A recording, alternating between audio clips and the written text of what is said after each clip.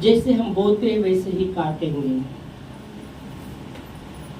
गलती की किताब उसका 6वां अध्याय और 7 वचन कहता है, धोखा खाओ, परमेश्वर फटों में नहीं उड़ाया जाता, मनुष्य जो बोता है वही काटता है। तो प्रभु यीशु मसीह हम प्रार्थना करते, जो भी आपने आपके राज्य में बोया है प्रभु आशीषित कीजिएगा, और प्रभु सब बातों में उसका फसल उनके जीवन में हम मांगते हैं प्रभु जी। तो धन्यवाद देते हैं प्रभु जी, आने वाला समय आपके हाथ में देते हैं। आपका वचन जैसा आता है प्रार्थना करते हैं, सुनने वाला कान समझने वाला मन दीजिएगा, और आपका वचन हर एक के जीवन में कार्य करके 100 गुना फल प्रभु आपकी महिमा के लिए, यीशु मसीह के नाम में आमेन। आमेन। इस समय वचन में हम देखेंगे, त्यावेळेस आपल्या वचनामध्ये पाहणार आहे देवाचं वचन। देवाचं वचन सांगतं यशाया 26 आणि 3 वचनामध्ये, देवाचं वचन सांगतं, ज्याचं मन देवामध्ये धीर धरून आहे त्यांना देव पूर्ण शांती देऊन त्यांची रक्षा करतो, कारण की त्यांचा भरोसा त्या देवावर आहे। आमेन। जो देव ज्याने आकाश आणि पृथ्वी बनवलं, सर्व काही बनवलं, तो जिवंत देव, तो दगडातला या मातीतला नाही, तो जिवंत आहे। आमेन। ज्याने सर्व काही बनवलं, अद्भुत परमेश्वर, सामर्थ्य देव, बायबल सांगतं तो अद्भुत परमेश्वर आहे, सनातनचा पिता आहे, शांतीचा राजकुमार आहे, आणि त्याच्या शांतीचा अंत नाही। आमेन। यशाया 26:3 में हम देखते हैं, जिसका मन प्रभु में धीरज धरे है उन्हें पूर्ण शांति देकर उनकी वो रक्षा करता है। ज्याचं मन देवामध्ये धीर धरून आहे, देवामध्ये त्याने धीर धरला आहे, देवावर त्याने भरोसा ठेवला आहे, देवावर त्याने आशा ठेवली आहे, आशांसाठी देवाचं वचन आम्हाला सांगतं। वाचू आपण, जिसका मन तुझ में धीरज धरे है, जिसका मन तुझ में धीरज धरे है उसकी तू पूर्ण शांति के साथ रक्षा करता है। हा, ज्याचं मन देवामध्ये धीर धरून आहे त्यांना पूर्ण शांती देऊन त्यांची तो काय करताय, सुरक्षा करत आहे, क्योंकि वो तुझ पर भरोसा रखता है। कारण की त्याचा भरोसा त्याच्यावर आहे। आमेन। और इसलिए बहुत ही जरूरी है, हमारा मन प्रभु में धीरज धरे रहना बहुत जरूरी है। आमचं मन देवामध्ये धीर धरून राहणं भरपूर जरुरीचं आहे। बायबल सांगतं मनुष्य अधीर आहे, त्याच्यामध्ये सहनशीलता नाही। मनुष्य अधीर मनुष्य आहे, त्याच्यामध्ये सहनशीलता नाही।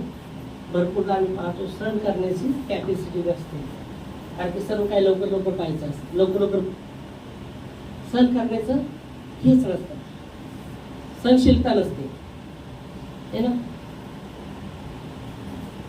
आपण थांबणार नाही, पुढे आपण गेलो काही चहा पण मागवतला हॉटेलमध्ये, लवकर येत नसला, हो यार खूप खूप बसून आम्ही बोललो है ना, तो पण आम्ही थांबलो, कारण की सहनशीलता नाही मनुष्यामध्ये, अधीर आहे। पण देवाचं वचन आम्हाला सांगतं, ज्याचं मन देवामध्ये धीर धरून आहे, देवामध्ये त्याने थांबला आहे, विश्वास केला आहे, देवावर भरोसा ठेवला आहे, आशा ठेवली आहे, आशांसाठी देवाचं वचन सांगतं, ज्याचं मन देवामध्ये धीर धरून आहे त्याला पूर्ण शांती तो देतो। आमेन। फक्त शांतीच नाही, पूर्ण शांती देऊन त्यांची तो रक्षा करतो। आमेन। आम्ही पाहतो भरपूरदा, है ना, बायबल सांगतं मनुष्याचं जीवन गवतासारखं आहे। परमेश्वर का वचन कहते हैं मनुष्य का जीवन घास के समान है, धूप आती है और घास पर जब गिरती है वो सूख जाता है, तसं मनुष्याचं जीवन आहे ना, वचनामध्ये लिहिलं आहे, मनुष्य का जीवन घास के समान है, जैसा धूप उस पर लगती है वो सूख जाता है, वैसा मनुष्य का जीवन है। फिर भी बाइबल कहती है परमेश्वर मनुष्य की सुधी लेता है। हालेलुया। मनुष्याची देव काळजी करतो, आणि म्हणून देवाचं वचन सांगतं आपली चिंता सर्व त्याच्यावर द्या, कारण की त्याला तुमची काळजी आहे। आमेन। परमेश्वर आमच्यावर मानव जातीवर प्रेम करतो, परमेश्वर हर एक व्यक्तीवर प्रेम करतो। Praise God. हालेलुया। आणि म्हणून देवाचं वचन सांगतं आमच्यामध्ये धीर असणं भरपूर, सहनशीलता असणं जरुरीचं आहे। आम्ही देवाची वाट पाहणं जरुरीचं आहे। आमचं मन देवामध्ये धीर धरून राहणं भरपूर जरुरीचं आहे. बायबल सांगतं मन तर सर्वात अधिक धोकादायक आहे आणि त्याला असाध्य रोग लागला आहे. यिर्मयाह की किताब उसका 17वां अध्याय और 17वां अध्याय में हम आते हैं और उसका 9 वचन. मन तो सबसे अधिक धोखादायक है, उसमें असाध्य रोग लगा है. ऐसा लिखा है, पढ़ेगा. मन तो सब वस्तु से अधिक धोखा देने मन तो सब वस्तु से अधिक धोखा देने वाला है होता है. इसमें असाध्य रोग लगा है. ओ, मन तो सब वस्तु में धोखा देने वाला रहता है, उसमें असाध्य रोग लगा है. इसका भेद कौन समझ और उसका भेद कौन समझ सकता है. और बाइबल कहती है जो व्यक्ति अपने मन को प्रभु में धीरज धरे रुकता है, उसके विषय में कहा गया है.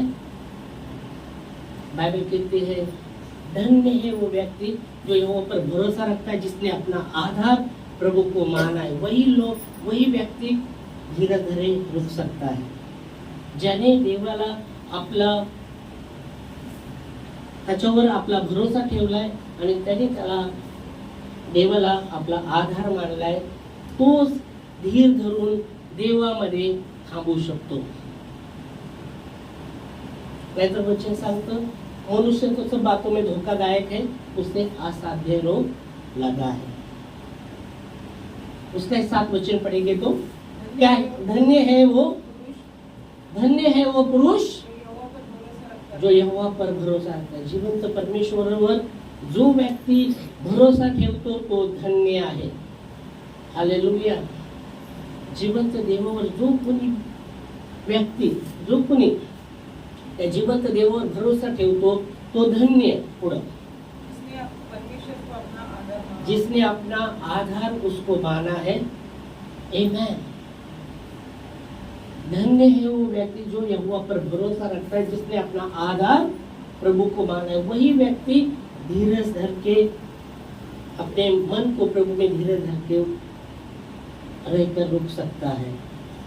नहीं तो बाकी कोई नहीं. हमने देखा वचन में मनुष्य अधीर है, उसमें सहनशीलता नहीं है. बाइबल कहती है यीशु मसीह ने हमें उदाहरण रखा है हमारे सामने खुद का.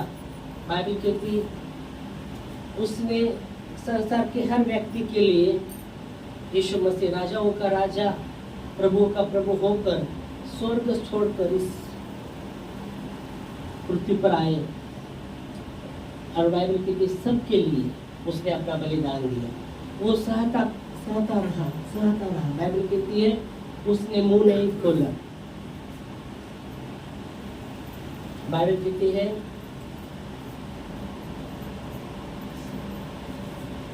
उसने गाली सुनकर गाली दिया नहीं, वो सहन करता रहा. हालेलुया. तो यीशु मसीह ने खुद का उदाहरण दिया. वो सहता रहा. वो परीक्षा में दुख उसने उठाया. किसके लिए? क्या वो अपराधी था? क्या वो चोर था? नहीं, वो राजाओं का राजा था. अपराधी को दंड दिया जाता है. अपराधी को दंड दिया जाता है. जो अपराधी है, जो गुनहगार है, उसको दंड दिया जाता है. पर बाइबल के वचन में वो पवित्र है. वो पवित्र था, वो पवित्र है और पवित्र है और पवित्र रहेगा. आमीन. पर उसने हमारे लिए उसने दुख उठाया. हमारे लिए वो सहता रहा. क्या परमेश्वर हमको एक उदाहरण देता है. क्या हमारे में अंदर सहनशीलता है? क्या हमारे अंदर धीरज है? प्रभु पर अपने मन को प्रभु पर अपने मन को रखकर उसकी बाढ़ जोड़ना, धीरज के साथ उसकी बाढ़ जोड़ना. और बहुत बार हम सहनशीलता हमारे अंदर नहीं है. हमको फटाफट चाहिए, फटाफट इधर से उधर से किधर से भी होगा अपना काम होगा, बस जल्दी चाहिए. और बहुत बार लोग जल्दी में शॉर्टकट लेने को जाते और बहुत बार शॉर्टकट में बहुत बार क्या हो जाता है? शॉर्टकट रास्ते में किधर मनुष्य का जीवन घास के समान है। हम सुनते इधर एक्सीडेंट हुआ, उधर ऐसा हुआ, उधर वैसा हुआ, पर बाइबल कहती जिसका मन प्रभु में धीरे धरे उन्हें पूर्ण शांति देकर उनकी वो रक्षा करता है, वो सुरक्षा देता है। आमेन। वो उसके लोगों की धार्मिकता की सुधि लेता है। बाइबल कहती है यहोवा के कान धार्मिकता की दुहाई की ओर लगा देता है और वो सब विपत्ति से उसे बचाता है। आमीन। भजन संहिता 34:17 में लिखा गया है, यहोवा का कान धर्मी व्यक्ति की दुहाई पर लगा रहता है और यहोवा सब विपत्ति से उसे बचाता है। धर्मी दुहाई देते हैं। हाँ, धर्मी दुहाई देते हैं और यहोवा सुनता है। यहोवा सुनता है और उनको सब विपत्ति से छुड़ाता है। सब विपत्ति से छुड़ाता है। धर्मी जो यहोवा पर भरोसा रखकर उसका मन उसमें धीरे धरे हुए और रुका रहता है, उन्हें पूर्ण शांति देकर वो उनकी रक्षा करता है।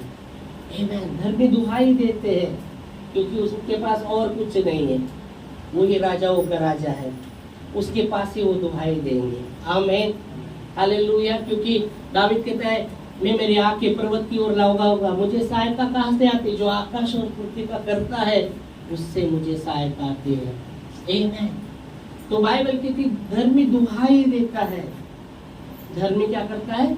दुहाई देता है और यहोवा उनकी दुहाई को सुनता है और सब विपत्ति से उन्हें बचाता है, छुड़ाता है।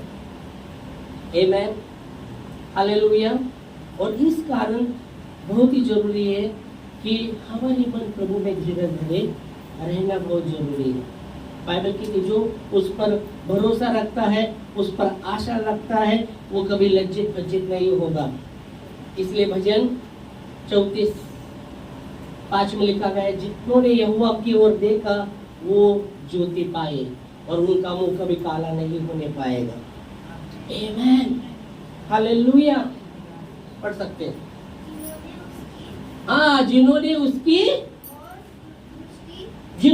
प्रभु की ओर दृष्टि की पाई। ओ प्रेज लॉर्ड। जिन्होंने उसकी ओर दृष्टि की उन्होंने क्या पाया है? ज्योति पाया है। उन्होंने ज्योति पाया है। आगे उनका मुंह कभी काला न होने पाएगा। ओके, उनका मुंह कभी काला नहीं होने पाएगा, है ना। जिन्होंने प्रभु की ओर देखा उन्होंने ज्योति पाई, उनका मुंह कभी काला नहीं होगा। इसलिए बाइबल कहती है जो प्रभु पर भरोसा रखता है ना, जिसने अपना आधार प्रभु को माना है ना, वो धन्य है। वो धन्य है वो व्यक्ति, क्योंकि उसके अंदर प्रभु का ज्योति है, उसके अंदर प्रभु का नूर है। आमीन। हालेलुया। उसके अंदर प्रभु का नूर है और वो नूर बाइबल कहती है पतरस जब प्रार्थना कर रहा था, पतरस लोगों के लिए, और वो उनके हाथ रखने से पवित्र आत्मा मिलती थी। ज्योति मतलब परमेश्वर का आत्मा। आमीन।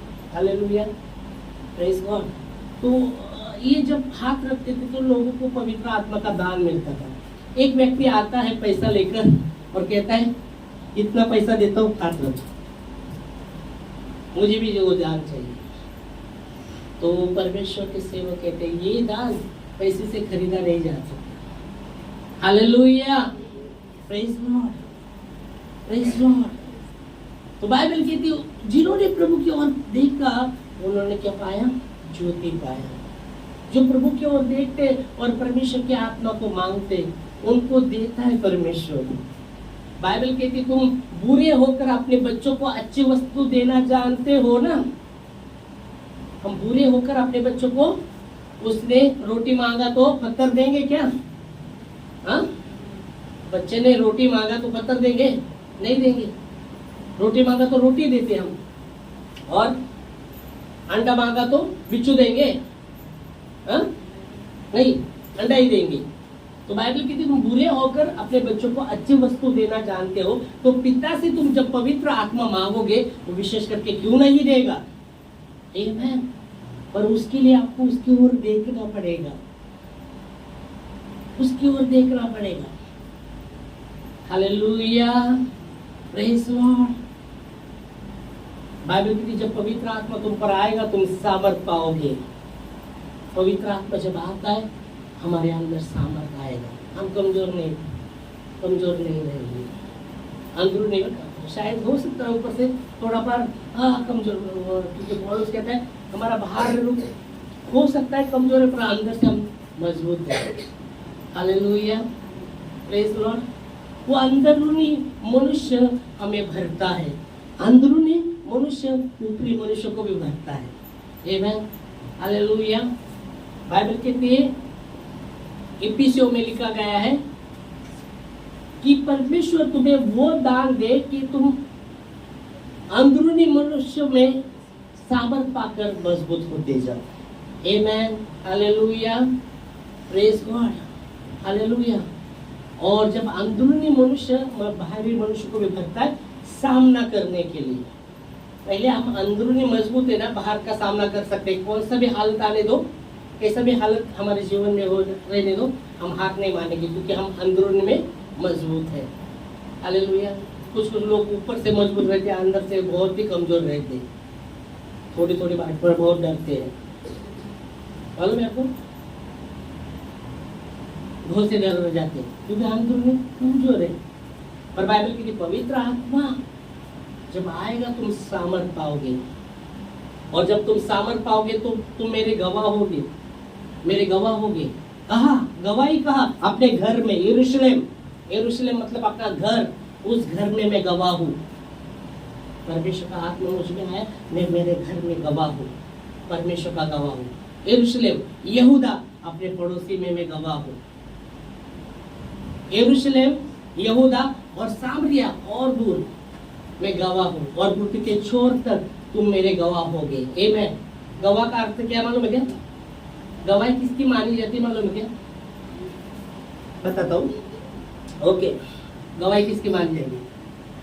ओके, मेरी मम्मी और मैं। ओके ओके, तो उसने खुद कुछ होके, जैसे उदाहरण के लिए हम देखेंगे एक्सीडेंट, उसने सामने देखा एक्सीडेंट होते हुए, और उस एक्सीडेंट होते हुए देखा, पर उसमें से भी उसने देखा वो हालत पूरा, और उसने मेरे को बताया किसने एक्सीडेंट किया है। ओके, एक्सीडेंट, और वो जो चलाने वाला है उसने देखा है। जब अदालत में जाएगा ना, और उसने मेरे को बताया ऐसा ऐसा हुआ, ऐसा ऐसा हुआ, और अदालत में जाएंगे तो हम लोग, मैं बोलूँगा हाँ मैं गवाह हूँ, ऐसा ऐसा मैंने ऐसा ऐसा तो उन्होंने बताया, मैं गवाह हूँ। तो गवाही किसकी मानी जाएगी? मेरी मानी की जाएगी, कौन इसकी मानी जाएगी? किसकी मानी जाएगी? मम्मी की, क्योंकि उसने देखा है, उसने मेरे को तो बताया है, और उसने खुद देखा है वो, तो गवाही मेरी नहीं पर उसकी मानी जाएगी। हालेलुया। तो गवाह का अर्थ है, गवाह मतलब उसने देखा है, उसने अनुभव किया है। आमीन। यीशु मसीह कहता है जब पवित्र आत्मा आएगा तुम सामर्थ पाओगे। मैंने अनुभव किया है वो सामर्थ, परमेश्वर का आत्मा है, मैं सामर्थ का अनुभव किया है, मैं गवाह हूँ। मैं जब मैं ज्यादा करके मेरा स्वभाव का ज्यादा मैं बात नहीं करता था किसी से भी। ओके, और जब प्रभु का आत्मा ने मुझे जब वो आया तो मेरा स्वभाव बदल गया। जब आत्या गाँव से आई कदर में, उसको प्रभु के बारे में मैं बहुत सा उनको बात करने लगा, प्रभु के बारे में बताने लगा। तो जाने तो पहला कुछ नहीं बात करता था, अभी कितना बात करने लगा। हालेलुया। प्रभु के बारे में, प्रभु के बारे में, प्रभु के बारे में, ऐसा प्रभु है, वैसा प्रभु है, ऐसा किया प्रभु। हाँ, एक गवाही है, एक गवाही है कि हम वो बात कर सकते हैं। हाँ, प्रभु ने ये किया मेरे जीवन में, मैंने अनुभव किया, ये किया, दूसरों को बताएंगे। वो गवाही सिर्फ अपने के लिए सीमित नहीं, इसलिए बोला पहला गवाह, जब पवित्र आत्मा आएगा तुम गवाह। यरूशलेम, यरूशलेम का अर्थ है अपना घर। क्या हम अपने घर में गवाह हैं? अगर नहीं, हमें होना है घर में गवाह, क्योंकि परमेश्वर का आत्मा, बाइबल कहती है परमेश्वर का आत्मा वह हमें सामर्थ देता है गवाह होने के लिए। दूसरी बात, यरूशलेम होने के बाद यहूदा, यहूदा मतलब अपने पड़ोसी में। और बहुत बार हम क्या पड़ोसी में क्या यीशु का बताएंगे, यीशु का बताएंगे तो वो बोले क्या है, यीशु यीशु कर रहा है। पड़ोसी में हम किसके साथ ये बताएंगे, तो यीशु के बारे में हम बताएंगे तो क्या बोलेंगे वो लोग, पड़ोसी में क्या बताएंगे, वो बोलेंगे पर बताना है, तुम गवाह हो यीशु के बारे में। बाइबल कहती है तुम यहूदा मतलब आसपास गवाही देंगे प्रभु की, हाँ मैंने देखा है, हाँ प्रभु का अनुभव किया है, प्रभु महान है। आमीन। वो जीवन देने आया और भरपूरी का जीवन। हालेलुया। क्या पूछ सकता है, आपको लगता है क्या बाइबल कहती है अनंत जीवन देने के लिए यीशु मसीह आया है, अनंत जीवन। आपको लगता है क्या मैं जीवन पाया हूँ तो मेरा भी घर, मेरा उद्धार हुआ है तो मेरे घर का भी उद्धार होना चाहिए। बाइबल में लिखा गया है अगर एक व्यक्ति का उद्धार होगा तो पूरे घर का उद्धार होगा, एक घर का उद्धार हुआ है तो पूरे घर का उद्धार होगा। अभी मैं एक जगह पिंपरी में प्रार्थना करने जाता हूँ, वो एक बहन विश्वासी है, उसका कोई परिवार विश्वासी नहीं, उसके बेटे का अभी 2 साल हुआ शादी होगी। तो हम जब जाते तो गई बार जब मैं गया था, ये हफ्ते तो मैं गए हफ्ते में गया था, तो बात कर रहा था तो उसकी वो बहन बोलने लगी इनका बपतिस्मा करवा देंगे, मेरे बेटे का मेरे बहू का बपतिस्मा करवा देंगे। तो वो बहू बोलने लगी वो बेटा तो सुनता ही नहीं ना पास्टर, मैं तो मानती हूँ, थोड़ा थोड़ा मानती हूँ, मेरे को पता है इधर उधर से प्रभु के, क्योंकि मेरा कोई तो बीमार था तो मैंने इधर प्रार्थना को बोला था, उधर प्रार्थना को बोला था, मतलब उसके घर में, हाँ तो मैं थोड़ा थोड़ा मानती हूँ। उन्होंने प्रार्थना किया था बहुत से लोगों ने, मैंने जैसे तो मेरे उनको अच्छा हुआ था, तो मैं थोड़ा मानती हूँ, पर वो विश्वास नहीं ना करते। मैं बोला आप कदम उठाओ पहला कलिसिया में आने के लिए। वो तो बोल रही थी उसकी माँ इनका बपतिस्मा कर डालेंगे। मैं बोला अभी नहीं, पहले तो चर्च में आना चाहिए ना, वो लोग चर्च में आना चाहिए पहला। तो वो उसकी पत्नी बोल रही ऐसा ऐसा पास्टर मैं तो थोड़ा मानती हूँ, पर वो किससे आते नहीं मेरे साथ आते। मैं बोला आप कदम उठाओ, कदम तो उठाओ आप, परमेश्वर उनको लाएगा, पहले कदम तो उठाओ आप, क्योंकि वचन लिखा है, कदम उठाओ आप। हालेलुया। तुम मेरे गवाह होगे यरूशलेम, यहूदा, सामरिया और तुर्की के छोर तक। आमीन। और इसलिए वचन कहता है जिन्होंने उसके, देखो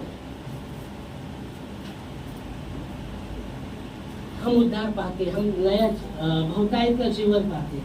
क्या हो सकता है अंत के समय में बाइबल कहती है जब हमारा इधर का आँख बंद होगा उधर खोलेगा, क्या हम चाहेंगे क्या कि हम स्वर्ग में रहे और हमारे जो भी रिश्तेदार है नर्क में रहे?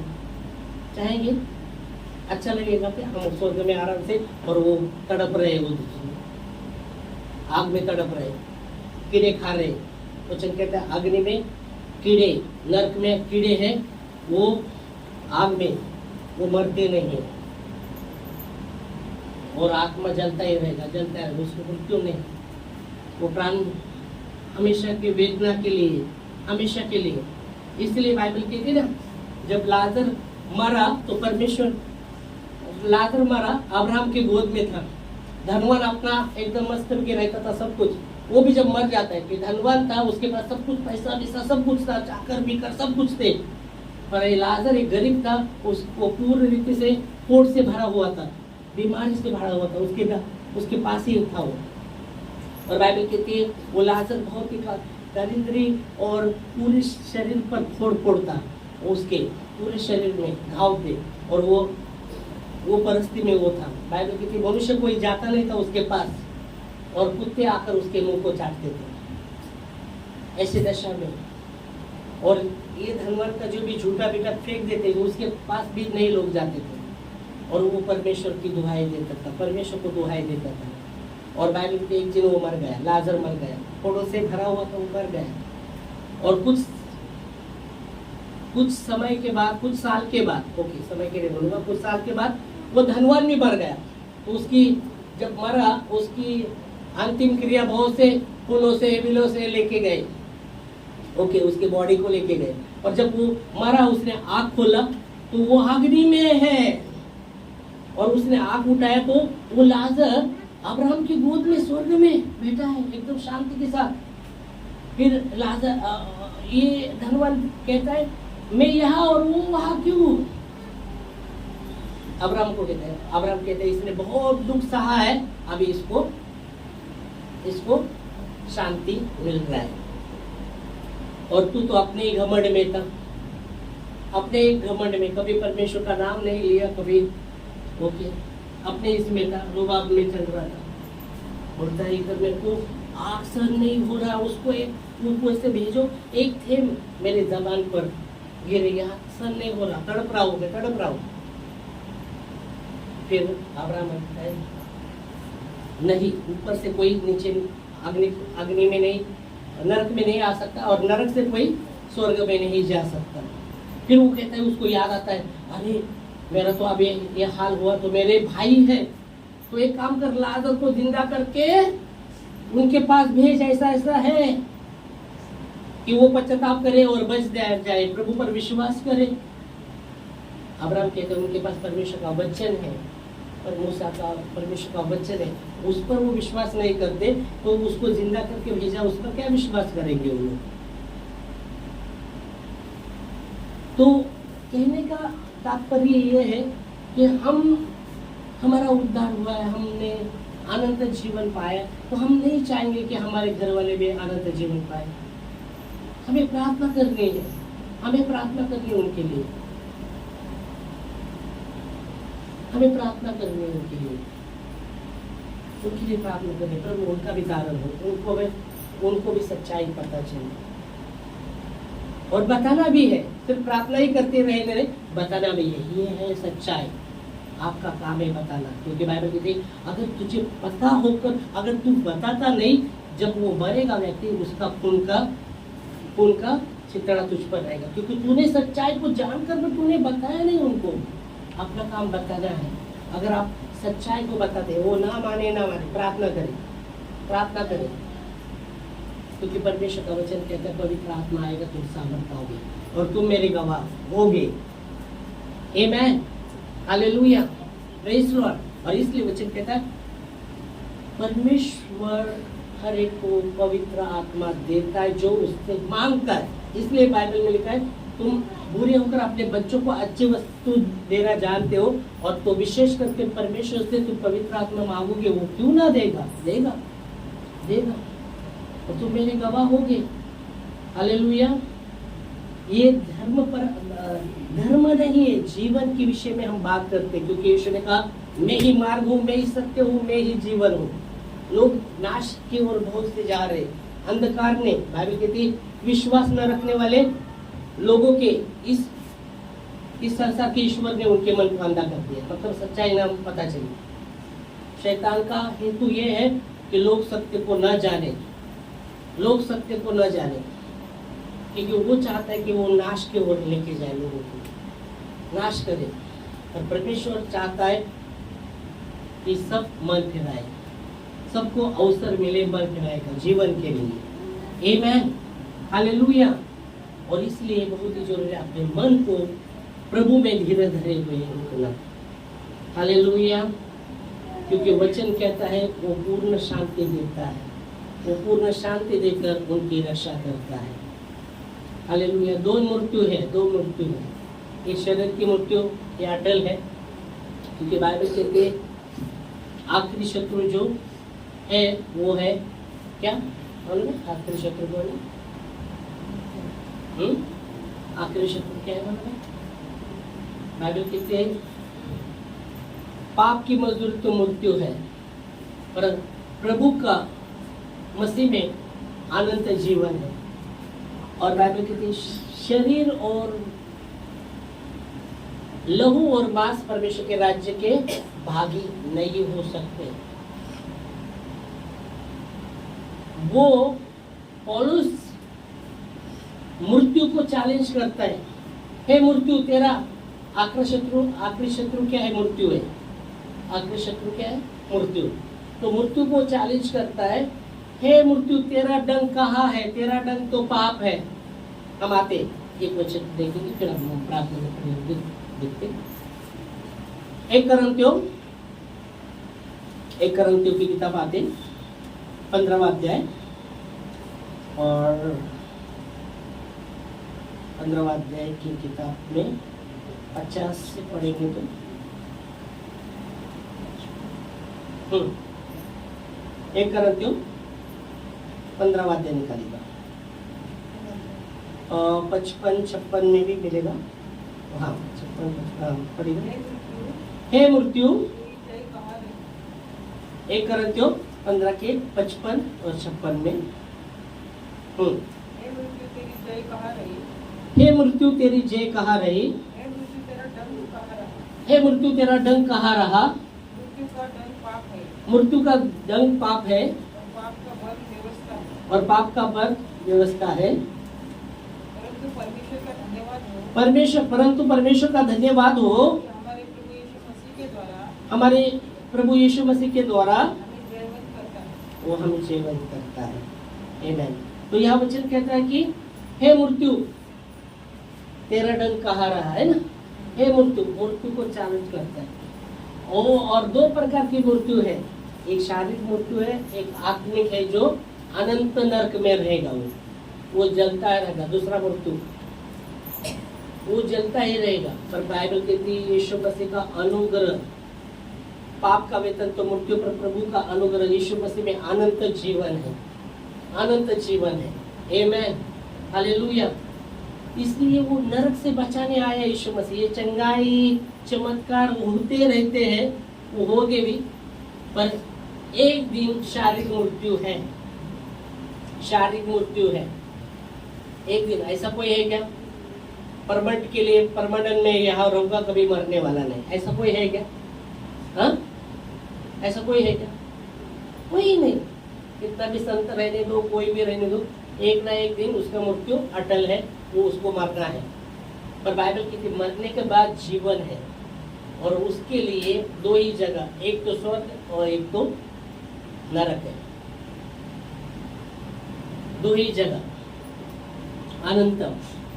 तो यहाँ हम देख सकते हैं, पर बाइबल कहती है यीशु मसीह में अनंत जीवन है। इसलिए हमारे मन को प्रभु की ओर हमें लगाना है। और जो भी हमारे जीवन में, सुबह धन्यवाद के विषय में बता रहा था, धन्यवादित बने रहे, कैसे भी परिस्थिति हो प्रभु पर जब हम धन्यवाद देते, मैं बता रहा था कि हम क्या दर्शाते जब हम धन्यवादित बने होते रहते हैं, कैसी भी परिस्थिति में हम जब धन्यवाद देते तो क्या बताते? एक, प्रभु मेरा विश्वास तुझ पर है। दूसरी बात, किसी भी परिस्थिति में हम जब धन्यवाद देते तो हम क्या बताते? कि प्रभु तू मेरे साथ है। हालेलुया। उसके बारे में बता रहा था सुबह में, धन्यवादित बने रहने के विषय में। आमीन, हालेलुया। तो यह वचन प्रश्न कहता है हमें अपने मन को प्रभु में धीरे धीरे हुए रहना है, और वो पूर्ण शांति लेकर हमारी रक्षा करेगा। आमीन, हालेलुया। और बाइबल कहती है जब यहोवा का भय हम मानते, जीवन भी बढ़ता है। आपण नशिबात लिहिलंय ते होणारच हो, नशिबात माझ्या लिहिलंय ते होणारच नाही, नशीब बदलणारा देव आहे। वचनामध्ये लिहिलंय हिजकेल राजाच्या विषयामध्ये बाइबल कहती है, परमेश्वर कहता है आज तू मरने वाला है, अपने घर का देख, आज तू बचने वाला नहीं, आज मरने वाला है। यशाया भविष्यवक्ता के द्वारा आकर उसे कहा जाता है तू आज मरणार आहे, तुझ्या घराची पाहणी करून घे, आज तू वाचणार नाही। और यशाया भविष्यवक्ता, परमेश्वर का भविष्यवक्ता आकर उसको बताता है। और फिर भविष्यवक्ता यशाया जब जा रहा है, ये क्या करता है? आज मैं मरने वाला हूँ, मेरे दिन खत्म हुए हैं। तो वो क्या करता है? घुटनों पर आता है दीवार की ओर और प्रार्थना करता है, प्रभु देख मैं कैसा तेरे सामने चला हूँ, मैं तुझ पर ही भरोसा रखा हूँ, तेरा ही भय माना है मैंने। और वो रोता रहता है। और यशाया भविष्यवक्ता जैसे रास्ते से जा रहा, परमेश्वर का वचन वापस उसके पास आता है, जा उसको कह तेरी प्रार्थना सुनी गई है और तेरा 15 साल और बढ़ा दिया। और फिर वो आता है, बोलता है तेरी प्रार्थना सुनी गई है तेरे 15 साल और तुझे बढ़ा दिए हैं. Hallelujah, praise Lord. तो नशिबात लिहिलंय ते होणार असं नाही, नशीब बदलणारा देव आहे. आमेन. ज्याने बनवलं आहे तो नशीब ज्याने नशिबात लिहिलंय तेच नाही होणार, नशीब बदलणारा पण जो देव आहे. आमेन. हालेलुया. तो धन्यवाद देंगे वचन के लिए, खड़े होंगे प्रार्थना में. धन्यवाद देते खुदावंत परमेश्वर आपके वचनों के लिए. धन्यवाद देते हैं प्रभु. आपका वचन कहता है क्या ही धन्य है वो पुरुष जो यहोवा पर भरोसा रखता है, जिसने अपना आधार प्रभु को माना है.